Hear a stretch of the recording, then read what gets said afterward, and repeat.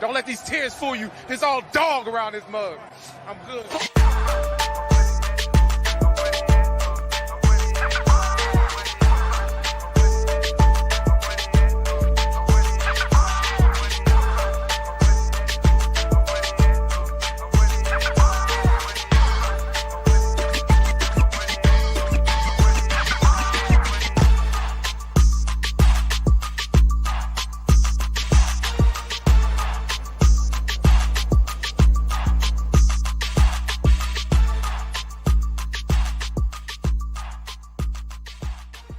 What's going on, Who Dat Nation? It is yours truly, TJ Jones. And yes, I am the host of the State of the Saints podcast.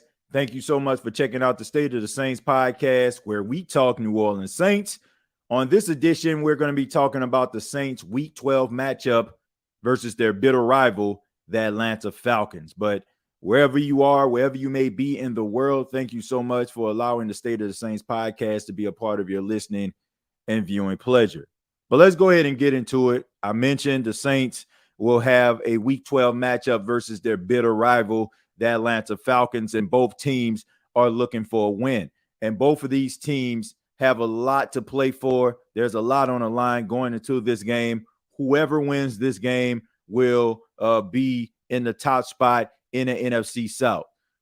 Regardless of what you may think about the NFC South, still, somebody has to win this division. It is, in my opinion, the weakest division in all of football. You can have some people out there that want to debate that, but look, it has been 2 seasons, and the NFC South has been in the basement when it comes to other divisions. Like, if you look at the AFC North compared to the NFC South, it's an absolute joke, but someone has to win this division.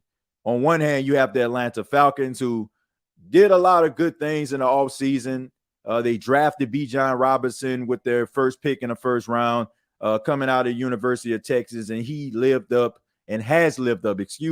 to expectations. Over 120 carries, 612 yards, 2 touchdowns on the season, and it looks like he's going to be a 1,000-yard rusher.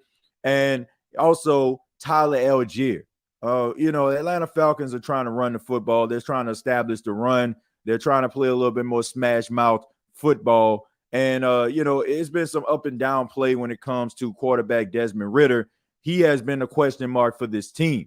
They decided to bench him a couple weeks ago for Taylor Heineke, but Heineke has been dealing with a hamstring injury, so they bring back Desmond Ridder. Look, I thought Desmond Ridder may have found success in Atlanta, him coming out of the University of Cincinnati. He has all those leadership qualities that you look for in a quarterback, but it's too much erratic play, and it has Atlanta Falcons fans frustrated.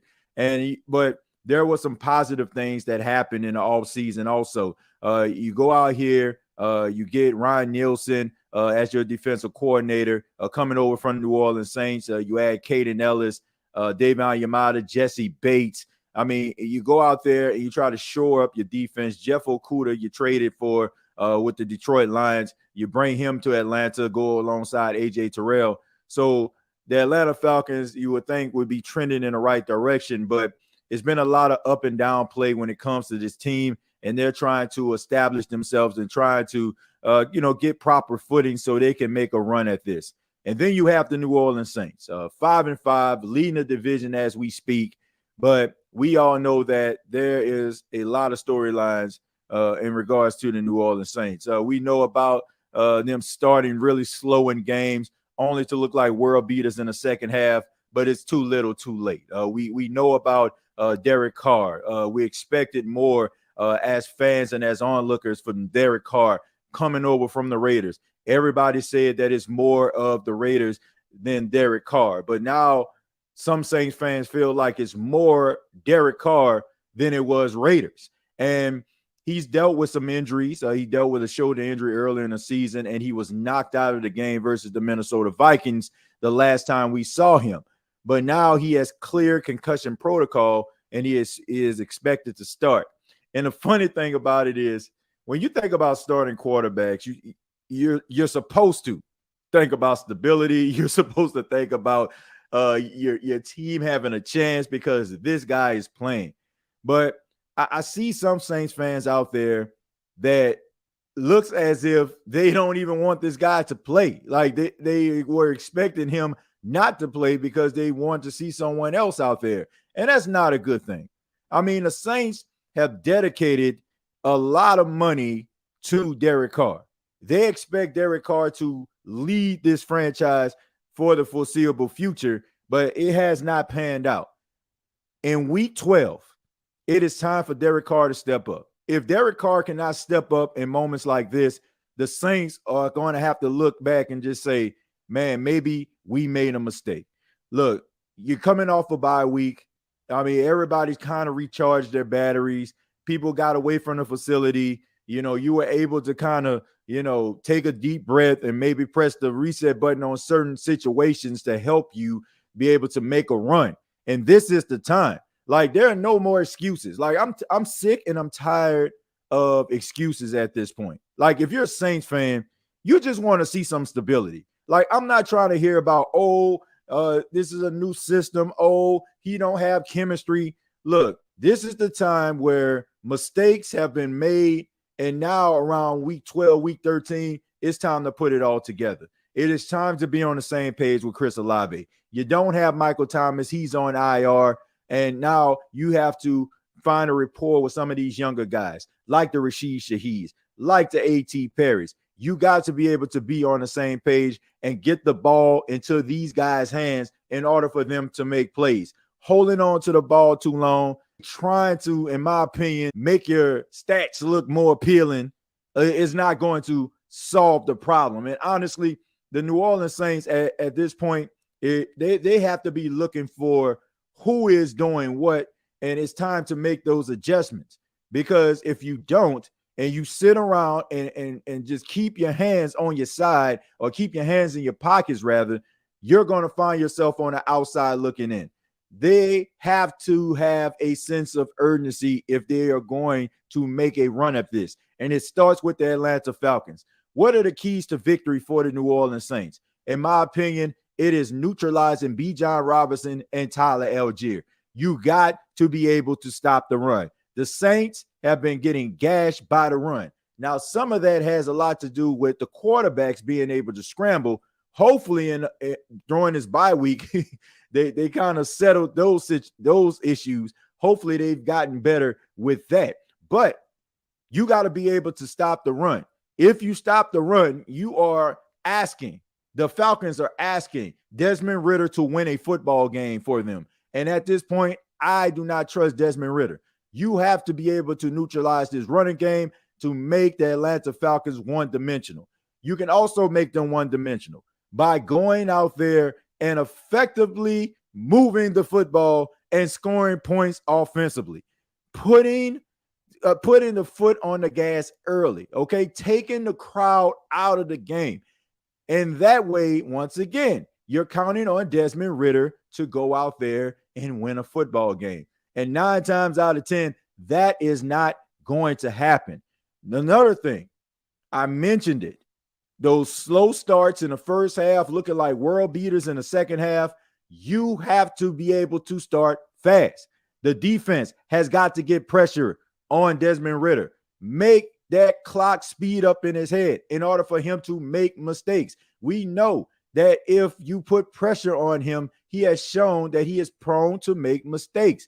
Get pressure with Carl Granderson, with Brian Brzee. Man, find ways to come up with some of these stunts in order for you to get this dude off his spot. And also, make sure that you're not getting gas. That is one of the biggest issues also. Allowing quarterbacks to just run up and down the field. I get you play man coverage, but at least have a spy on him so you can be able to keep him inside of the pocket. These are some of the keys to help the Saints win the football game. How can the Saints lose? If they do the complete opposite of everything that I'm saying. If they allow the Atlanta Falcons to come out running the football and just completely imposing their will on them and just slapping them around, they are going to lose this football game. And Derek Carr is going to have to be aggressive. He cannot be passive in a game like this.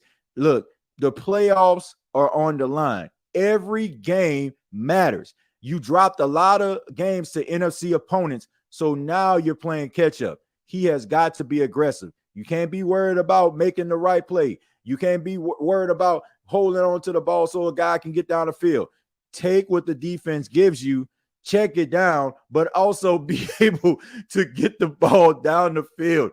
Trust your wide receivers to make plays. Okay, I ain't got no problem with the check downs. I know people make fun of them, talking about captain check down. But look, if the check down is there, fine. But if Shaheed is wide open in the flat, throw him the freaking football. Okay, let's try ways. Let's try to be aggressive. There we go. Let's try to be aggressive. All right, and I think that will be a plus. Also, all eyes are going to be on the Saints secondary. Marshawn Lattimore has been put on IR, so he's going to miss at least 4 games. That is a crushing blow to the New Orleans Saints because the bright spot of that defense, in my opinion, has been the secondary. Paulson Adebo has been playing out of his mind, but a lot of people know about that because nobody throws Marshawn Lattimore's way. So Isaac Yiadom is going to step up in the place of Marshawn Lattimore. Now, he did play well when he had his opportunities when Paulson Adebo was out, so I'm expecting for him to play the same way because they are going to try him. They're going to try him. They see how good Paulson Adebo is playing, but, they're going to still throw Paulson Adebo's way because Marshawn Lattimore was there. But now that Marshawn Lattimore is gone, they're going to shy away from Paulson Adebo, and they're going to focus solely on Isaac Yiadom. So he has to be ready. He is going to be the target. So he's got to make sure that he's playing really good in coverage. And also the New Orleans Saints secondary as a whole, they got to be able to make those tackles. They got to be able to be disciplined. And they got to make sure that, they make things tough for the Atlanta Falcons. If I'm a guessing, man, this is going to be a close game. I expect for the Saints to tweak out a victory. It would not surprise me at all if Atlanta is leading the game throughout, and the Saints come back in heroic fashion and just completely crush the hearts of Atlanta Falcon fans everywhere. Wouldn't surprise me at all, but I expect for the Saints to win this football game, and it should be an exciting game. But I would love to hear from you. What do you think about the Saints versus the Atlanta Falcons? What do you think the keys to victory are for the New Orleans Saints? And what do you expect the Saints to do? Who are going to be the unsung heroes? Comment down below, like and share this video. This has been the State of the Saints podcast. Previous episodes available on Apple Podcasts, Spotify, iHeartRadio, Anchor FM.